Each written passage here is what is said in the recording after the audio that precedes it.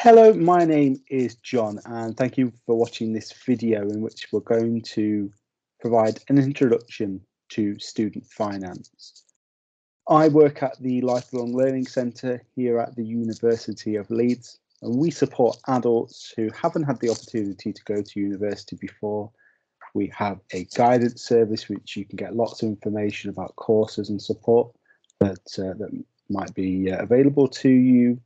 And also, we actually have courses you can study at the Lifelong Learning Centre as well, part-time degrees which can fit around busy lives, and also degrees which are created with adults in mind.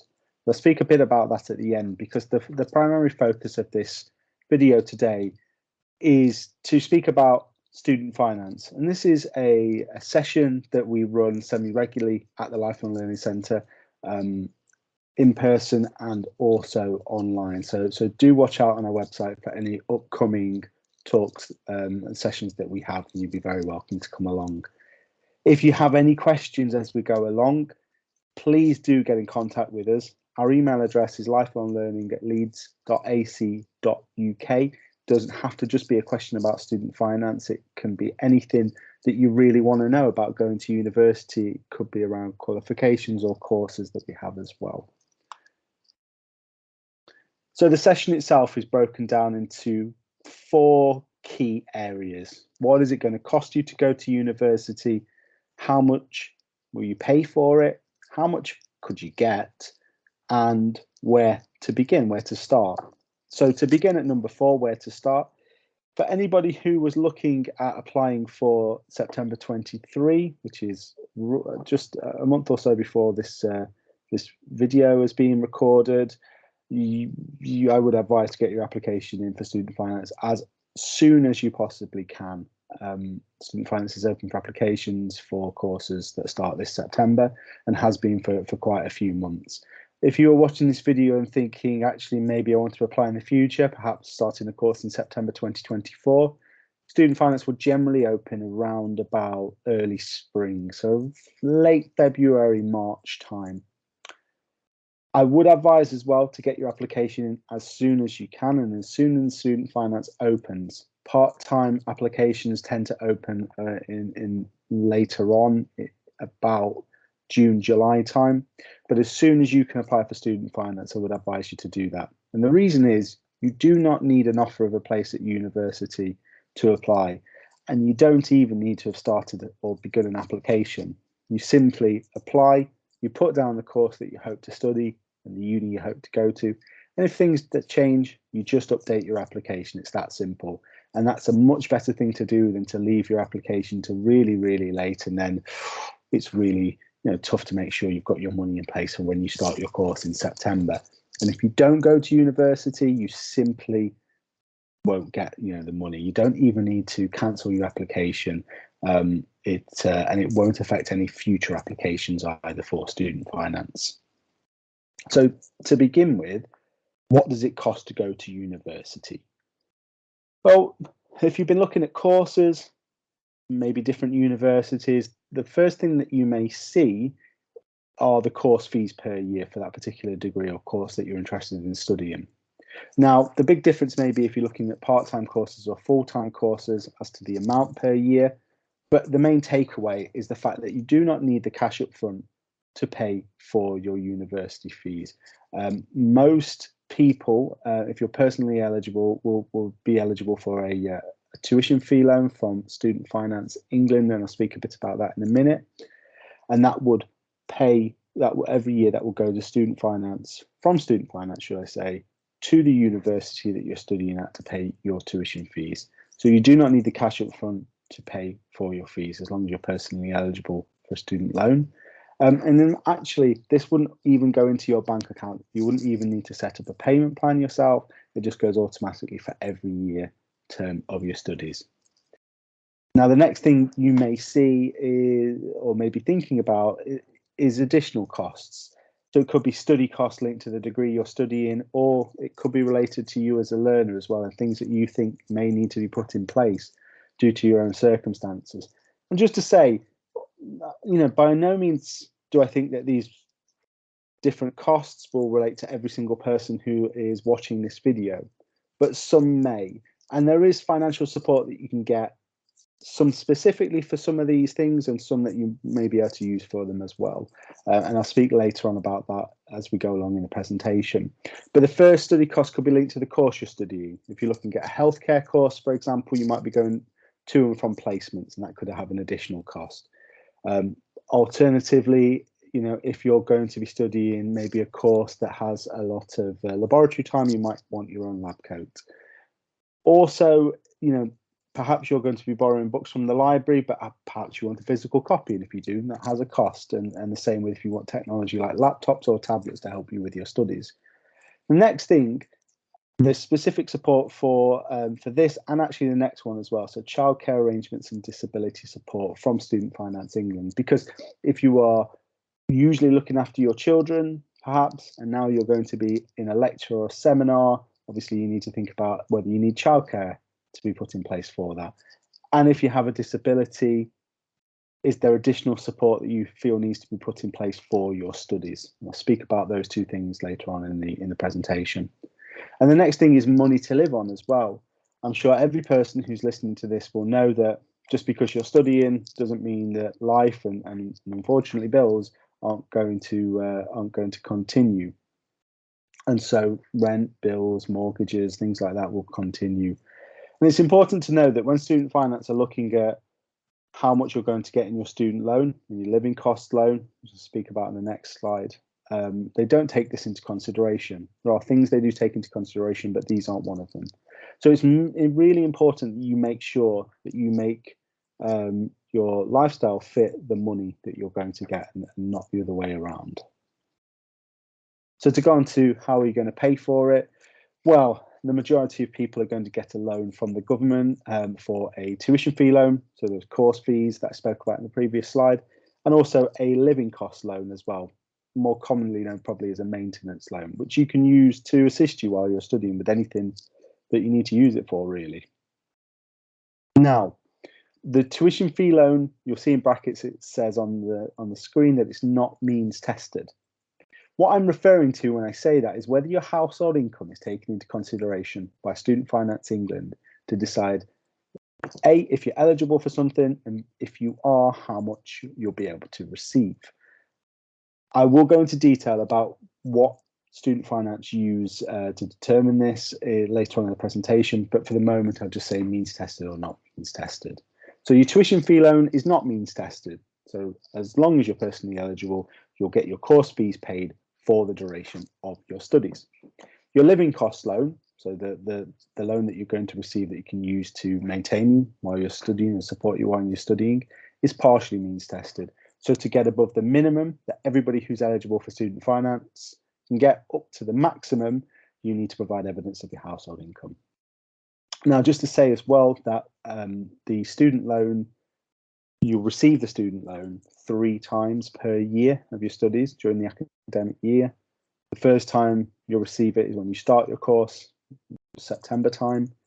Next one's going to be after Christmas, January, and then the final one's going to be in spring. And they are repayable with interest, but only when you earn over a set threshold. And I think it's really, really important that we go into detail in this about the repayments, because a lot of people get very worried about the fear of unmanageable debt when thinking about studying at university, and perhaps decide it's not for them or that they can't afford it. And I actually think it's really important to have the facts about how it's going to work with regards to repayments in particular when you finish your studies. So the first thing, as I mentioned previously, is it is repayable with interest, but only when you earn over £25,000 per year. If you earn less than this amount, than this threshold, when you finish your studies, you will not pay anything back on your student loan. And you pay a percentage of what you earn when you earn above that £25,000 per year. And it's 9% on earnings above that amount. So to put that into context, if you were to earn £26,000 per year, you would pay roughly about £90 per year back on your student loan. So you can see the figures that we're talking about when we're talking about how much you're going to borrow from student loan company as opposed to how much you'll be paying back when you finish your studies, paint a very, very different picture of how much it costs to go to university. Now, also, after 40 years, any remaining debt will be wiped from your student loan. So if you paid a portion back of your student loan, if you paid nothing back on your student loan after 40 years, anything remaining is wiped. It doesn't negatively impact a credit file by just taking out a student loan. And also, it won't pass on to any family members. Now, we keep using the word loan, but actually it's a bit of a red herring, because this doesn't work like a loan, or at least it doesn't work like a loan that I've ever encountered from a bank or a building society, for example. It works like a tax, and that's what it is. It's a tax that you'll pay for going to university. And just like tax, I know that I start paying tax on my earnings when I earn over the set threshold. If I'm out of work for any reason and I'm not earning above that threshold, I won't pay any tax. When I'm back in work, if I'm earning above the tax threshold again, I now be paying a percentage of my earnings will go on my tax. And it works in exactly the same way as this. Earn above that set threshold when you finish your studies, and you start paying back your student loan on 9% on earnings above £25,000 per year. Stop earning above that amount and you'll stop paying anything back on your student loan. So it does work very, very differently to any other loan that you may encounter in the private sector. Martin Lewis, the money saving expert founder, I think, maybe, he has wrote a great article which we'll provide a link to in the description, which is really worth having a read of as well. And he goes into the myths around student finance and actually really trying to clear it up. And he's lobbied the government for a long time to actually change the name to a graduate contribution, to really reflect what it is. And I think the reason that, particularly when we deliver this session to people in the Life and Learning Centre or online or in colleges in the region, we really try and make the point that actually the fear of unmanageable debt shouldn't put anybody off from thinking about going to university. It's really important to have those facts. Also, just to say as well, what makes it very similar to a tax is the fact that it automatically comes out of your wages as well. So for most people, it will just be an additional line on your wage slip to see how much you're paying off on your student loan.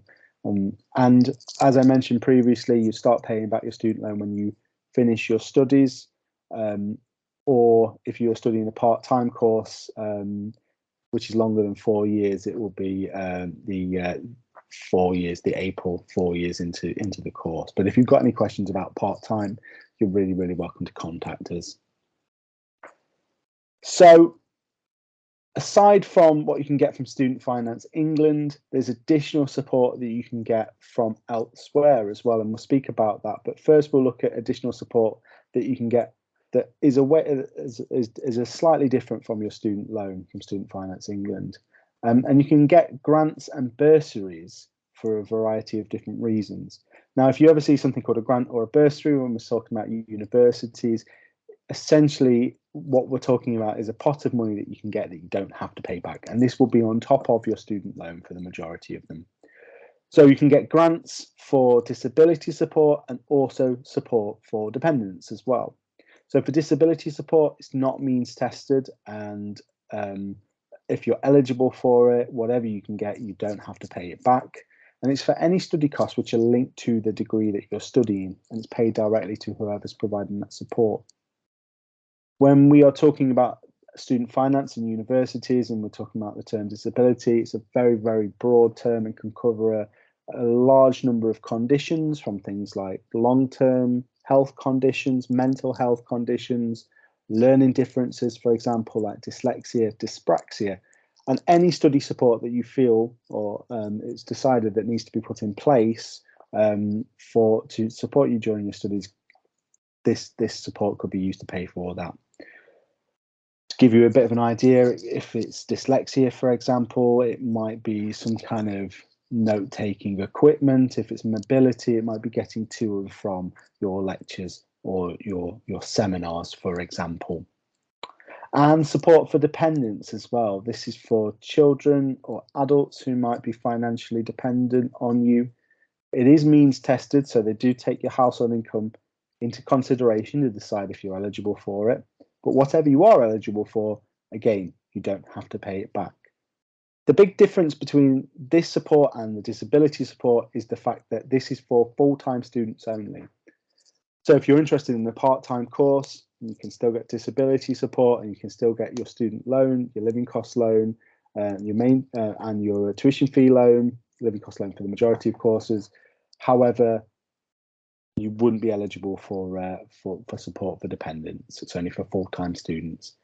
And for full-time students, you may be eligible for the parental learning allowance, which in September 2023, students starting, of course, should I say, in September 23, could be up to £1,800 or so per year. And there's also an additional childcare grant as well. So if you cast your mind back to one of the first slides where I said, what would you do if you had children? You're going to have to find some daycare or childcare for them. Well, actually, you might be able to use this childcare grant, which will pay up to 85% of childcare costs. And that is paid to the provider, so the nursery or the child care provider that you'll be using. A couple of things just to say on both of these. For the parental learning allowance, it is one or more children. So unfortunately, you don't get another £1,800 a year if you've got 2 children, for example. It's just up to a maximum of £1,800 per year. And that's not a guaranteed, it's up to a maximum of £1,800 depending on your circumstances. And secondly, the childcare grant, it has to be Ofsted registered childcare. So if anybody was looking at this and thinking, oh, I might get the grandparents to look after the children while I'm at university, if that is the case, then they wouldn't be able to claim this, or you wouldn't be able to claim this. And also, you can't also claim child tax credits as well. So for some students who maybe have older children, sometimes it's weighing up a bit if this is right for you or not, or if it's best just to keep the child tax credits. However, I will keep saying this as we go along. We're really not expecting you to kind of trawl through this all yourself. This is really just an introductory kind of session or video. Any questions that you have, feel free to email us at lifelonglearning@leeds.ac.uk, and we can help. We can go through it in further detail, and if you'd like a chat over the phone or to come into our centre and have a meeting with us to have a chat about it further, we're really happy to do that as well. This is just to give you a broad overview of what's available. So the next thing I'm going to speak about is financial support away from Student Finance England that you might be eligible for. And one of the big additional financial support, I guess, areas of financial support that you might be able to access is money from universities. And most people I speak to in my job, in my role, don't realise that there's any money that you can get from universities. And why would you really? Because most universities don't have it on their main page of their website when you go on there, and sometimes you have to kind of search for it and really look around for it. But there is extra financial support from universities for a wide variety of different reasons.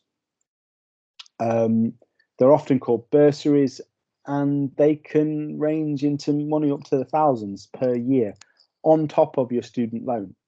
So this would be as well as, not instead of, for example. They're not repayable, so you don't have to pay them back, but their eligibility criteria could vary. So they could be based on your household income and the information you provide to Student Finance. They could be based on the fact that you're the first in your family to go to university. It could be based on the postcode that you live in. It could be based on the course that you want to study.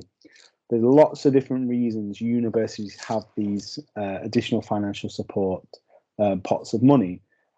At Leeds University, where I work here at the Lifelong Learning Centre and at the University of Leeds, we have something called the Leeds Bursary, and that's based on the information you provide in your student finance application and your household income to determine if you're eligible for it and how much you might be able to get. But that could be up to £3,000 per year on top of your student loan. So you can see that we're really starting to talk about quite a decent whack of money here. Other universities might have different pots of money. Some might have more, some might have less. But it's really important to do your research, because I've met lots of students for whom this might be a deciding factor on where they end up going or where they decide to go, because actually that university is quite far away. and you were thinking maybe I'm going to have to get a train, and that's very costly these days. Well, actually, if they were offering you £1,500 a year, perhaps that will cover that travel, for example, or it may mean that you have to work less hours in a job, part-time job, for example. So do your research as early as possible to see what you can find out. Some universities will automatically enroll you into these schemes. Some you might have to apply for. Some you might have to apply for pretty early as well, maybe springtime. So do your research and see what you can find out, because the worst place to be would be to sit down and talk with somebody and then say, well, you could have applied for this, this, and this, but unfortunately now you're here, or the deadlines are passed. So apply really early and see what you can get. There's websites as well, one called the Scholarship Hub, another called Turn to Us, which we'll have a link to at the end. But if you just type them into Google, they're really easy to find, and they have lists of extra financial support that you can get from organisations, trusts, charities that will put pots of money up for a variety of different reasons as well, and for a variety of different courses, and might be specific to certain students as well. These can go up to maybe a few £100s per year, but maybe that'll cover a tablet or a laptop for you for all your studies. So do your research as early as possible and see what you can get, because there is a lot of money out there, a lot of extra financial support, and apply for it. And if you get it, it will definitely help during your studies. So speaking of extra financial support, a few years ago, the government announced that they were going to give money to nurses, £5,000 per year, and it actually ended up becoming the Learning Support Fund, the NHS Learning Support Fund, which doesn't just cover nursing courses, it actually covers a wide range of programs, including nursing, midwifery, so child nursing, adult nursing, mental health nursing, but also courses like radiography, podiatry, occupational therapy, speech and language therapy, I believe, as well, and a host of other courses as well. And it's an extra £5,000 per year that you would receive for studying those courses, that's on top of everything else we've previously spoken about, and that you don't have to pay back either. And this would be something that everybody would receive. It wouldn't be up to £5,000. If you're eligible for it and you're doing the right course, you receive £5,000 per year of your studies, which, if you're studying a 3-year degree, could mount up to £15,000 per year of extra financial support that you don't have to pay back. On top of that, if you're a parent, you could get an extra £2,000 per year if you have at least one dependent child under 15 or under 17 if registered with special educational needs. So we're taking up to £7,000 a year for parents. And then there's also a travel expenses account as well. So if you again cast your mind back to one of the first few slides where I said what you're going to do if you're traveling further away than normal to go to a hospital, perhaps on a placement, well, you could use the expenses to potentially cover that cost as well. Now, it is important to say that this is a separate application you'll need to make. It's administered, should I say, by the NHS, not by Student Finance England. So you need to do a separate application for it. Have a look on their website. There's a link there, but if you type in Learning Support Fund into Google, it will probably be the first thing that comes up. They'll have a list of all the courses which are eligible for it, and they'll have a list of what you might be able to get and any additional support as well. But don't wait to be prompted to apply for it. Keep your eye on it. Maybe keep a reminder in your phone and get applying for it, because it is really important that you do apply for it, so you make sure you get that. So we've covered lots of different financial support that you might be able to be eligible for, and extra pots of money that you could get. And in the next few slides, I'm going to really look at key information around eligibility and how long you can get funding for and things like that. And actually that brings me on to the first thing on this slide, which is how long can you get funding for and how much will you get, which is a common question we'll often be asked, can you give me a figure of what I'm going to get? Well, to start with the funding one, how long can I get funding for? For a full-time degree, it's the normal duration of your course plus a gift year for any false starts. Now, the normal duration of your course could be a full-time 3-year degree, but it could also include a foundation year, which is an additional year you will study at university to prepare you for your degree. It could be a work placement year where you go, into industry and work for a year to support your course studies. It could be studying abroad for a year. It could be an integrated master's where you do a degree and you go straight on to a master's degree at the end. All that would be classed as the normal duration of your course. So you can see 3 years becomes 4 years, becomes 5 years, etc. You would still get funding for the duration of that. So if you're looking at a foundation year, for example, don't feel that by doing that you're negatively impacting what you're eligible for. You're certainly not. And actually, student finance also give you a gift year as well. So if things don't quite go to plan, they'll have a year in place for you, an additional year of financial support, a tuition fee loan, maintenance loan, which you can use if maybe you had to repeat a year, or maybe you had started a course and you thought that's not for me. So irrespective of whether your course is 3 years or 4 years with foundation year or longer, you'd still get your gift year as well. And the next thing, as I mentioned, is how much will you get? This is a common question that a lot of people will have. As I can imagine, you starting to get an idea of the different financial support that different people might be able to get and how hard it is really to say that, everybody will get a certain amount. Everybody's going to be different. There's no one size fits all amount that we can say everybody watching this video will get. What we would say instead is get your application in as soon as possible, and then you'll find out the amount you're eligible for. If you're watching this and you're thinking I'm going to be applying maybe for 2024 study, then you can use the UCAS calculator as well. Again, go into a search engine, Google, and just type in UCAS calculator. Sorry, not UCAS, the student finance calculator, and it will bring it up and it'll give you an estimation of what you might be able to get, but doesn't replace applying as soon as it's open for applying. The next thing is eligibility for student finance. So very, very, very broadly, you can apply for student finance if you meet the following 3 criteria: immigration status, residency, and previous study. Now, for immigration status, if you are a UK national, UK passport holder, and if you have indefinite leave to remain, you will meet the immigration status criteria for student finance. It's important for me to say that they're not the only criteria which can be used to meet the immigration status section. They'll also look, around settled status, for example. Refugee status is also something that can be used for this. But I would say get in touch with us at Lifelong Learning Centre at leeds.ac.uk if you've got any questions, or alternatively contact Student Finance England directly and ask them as well, because there'll be too many to fit into this one slide, and this is just to give you a broad overview. The next thing is residency. So along with meeting the immigration status criteria, you also need to have been living in the UK for 3 years, 36 months, immediately before starting your course. Now, it's absolutely fine if you've been on holiday for a week or two. That's not an issue at all. It's more if you've been living away for a long period of time that will be important.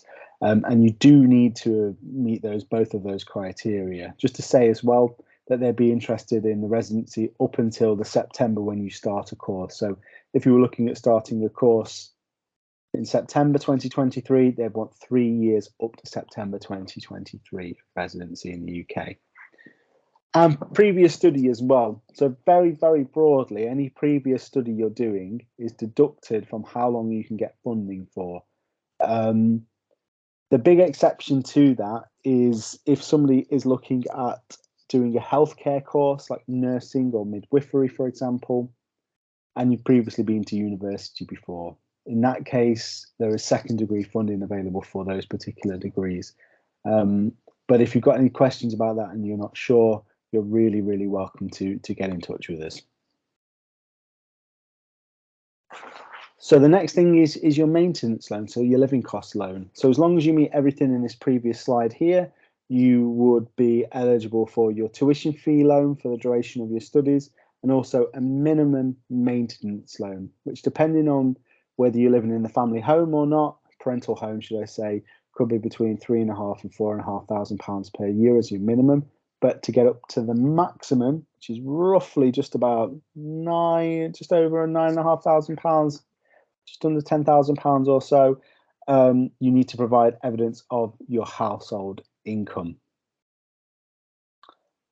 And the key thing that they're interested in to determine who is your household income, or what's classed as your household income, is your age. So if you are under 25, it will be your parents' income, which is used to determine how much you get in your maintenance loan, irrespective of whether you live with them or not.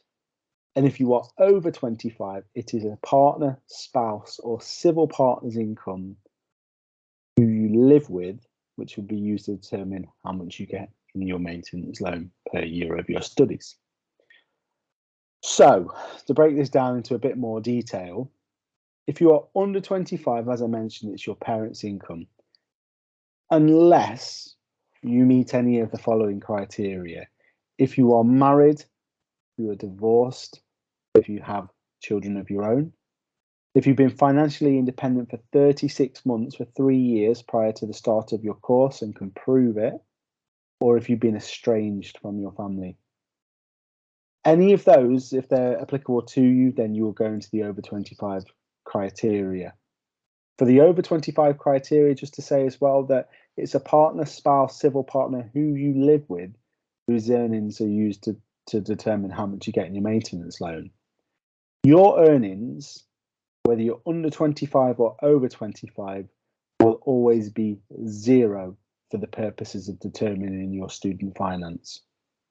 So there'll be many people who are watching this who may be working at the moment, may be planning to work during their studies. That will not negatively impact how much you get in your maintenance loan. In fact, it won't impact it at all. So for a lot of people that we meet, sometimes they may be over 25 and they may be not living with a partner, spouse, civil partner. And in that circumstance, you'd be usually looking at the maximum for your maintenance loan. Now, it doesn't matter if you live with children, your children, for example, if you live with, another family member, for example, like a brother or a sister or a cousin or a flatmate, their income, their earnings are not taken into consideration. It will only be a parent's income if you're under 25 and you didn't meet any of those criteria, or if you're over 25, it will be a partner, civil partner, or spouse's income, who you live with, crucially. And they're interested in earnings from the previous tax year as well. That's what they will want to know about. If you are over 59, so if you're going to be 60 and above when you're starting your degree, you will get a capped maintenance loan. So you get a capped maintenance loan. I think roughly it's around about capped at a maximum of about £4,000 per year that you're eligible for. Again, any questions, please do get in contact with us if you're unsure about any of this. And also, if there's anything that you need to provide to student finance, whether it be about the immigration status or residency or previous study, or anything around your household income for your maintenance loan, that you need to provide to student finance, which could take a little bit of time to process, we'd always say apply as early as possible, just to make sure that you get it all sorted for when you start your course in September. So the earlier you apply, the better, and then you've made sure you've got everything sorted. So a couple of things just to go across as well. Firstly, as we've mentioned, if you've got dependents, there could be additional financial support for that. Children or adults who are financially dependent on you. If you have a disability, you can apply for additional financial support to cover any study costs.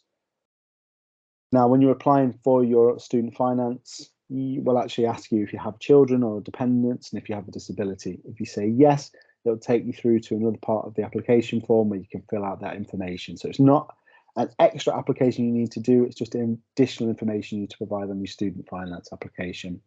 And we've spoken in detail in the previous slide for the last few minutes about who is your household and what income is counted.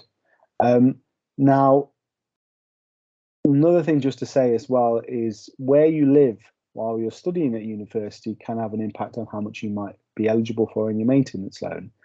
So if you live in the parental home, if you live with parents, irrespective if you're under or over 25, you'll get a little bit less in your maintenance loan, roughly about £1,000 or so less per year. And if you are planning on studying at a university in London, you'll get a couple of grand or so more per year in your maintenance loan to help with those London living rates. So pretty much everything, apart from the things which are specifically said are applicable, will be also applicable to part-time students. So part-time students are eligible for student finance, but some courses which are not full degree courses might not be eligible for a maintenance loan. So things like foundation degrees wouldn't be eligible for a maintenance loan, but you still got your course fees from Student Finance England. As I mentioned as well previously, you can get a bursary for disability support if you're studying on a part-time course, but not for childcare or for support for dependents.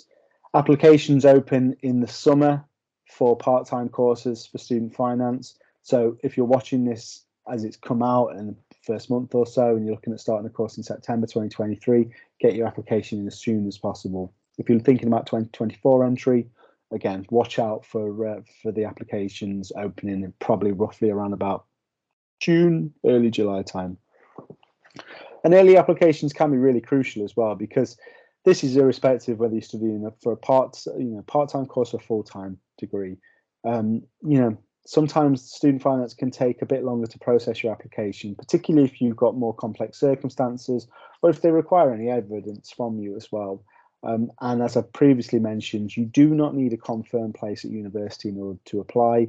You don't even need to have submitted an application. You could, just apply for student finance first and then submit your application for student finance. You can do it that way around, but get it in as early as possible. And you'll need to reapply every year for student finance as well. So it's not a kind of one and done. You apply and then that's all sorted. You have to apply every year of your studies, because your circumstances could change as well, and what you may be eligible for, could change as well. So where to begin, I guess, depends when you're watching this video, really. If you are thinking about September 2023 entry, get your application in as soon as possible. If you're thinking of applying for 2024 entry, or you're watching this and that's the next intake date for university study, student finance will roughly open for full-time courses in early spring, February, March time, and for part-time degrees, student finance generally opens about summertime. Keep an eye on their websites and also keep in touch with us at the Lifelong Learning Centre as well. And if you sign up for any of our mailing lists, we'll always let you know when that comes up. Student Finance Calculator is always a great place to start, just to have a look, to get a bit of a indication and an idea of what you might be able to get and what you may be eligible for, but it doesn't replace applying. And also have a research and have a look at the different universities that you're thinking about studying at and all the different financial support that you might be eligible for. And if it's not really, really obvious on their website, pick up the phone and give them a ring or send them an email. So there's some further support here. So anybody who lives in the Leeds area, there's a great team called Welfare Rights, which offer impartial advice on benefits and how student finance may affect benefits as well.